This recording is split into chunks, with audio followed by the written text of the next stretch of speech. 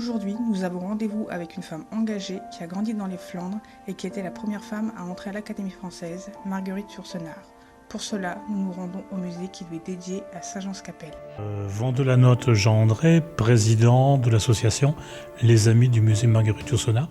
Alors le musée, à notre connaissance, c'est le seul lieu qui soit dédié en France, en Europe et peut-être au monde à Marguerite Yourcenar. C'est quoi ces particularités, c'est très marquant? C'est un petit peu compliqué. Je dirais une personnalité très complexe et très riche, quelqu'un de très érudit. Et sur le plan personnel aussi, elle est assez emblématique de la condition féminine.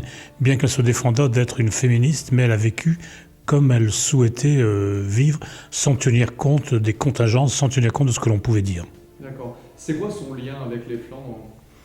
Son lien, c'est la famille paternelle, puisque la famille paternelle s'appelait Clenouer de Crayancourt, et c'est une famille qui est originaire de Castres, non loin d'ici. Alors maintenant, on peut parler du musée Marguerite Yourcenar, ici à Saint-Jean-Scapelle. Qu'est-ce qu'on y trouve?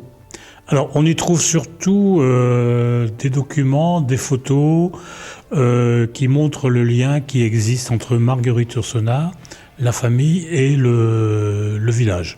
On présente donc son père, sa mère, sa grand-mère, le château, la propriété où elle a vécu donc pendant 10 ans, de 1903 à 1913. Alors, si je dis pas de bêtises, la demeure de Marguerite Yourcenar au Mont-Noir, enfin en tout cas le parc Marguerite Yourcenar, est devenu également un lieu d'écriture pour...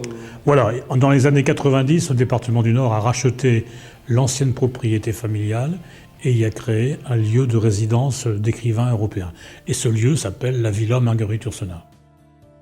Pour en découvrir plus sur ce personnage en avance sur son temps, nous vous invitons à venir nombreux au musée de Saint-Jean-Scapelle.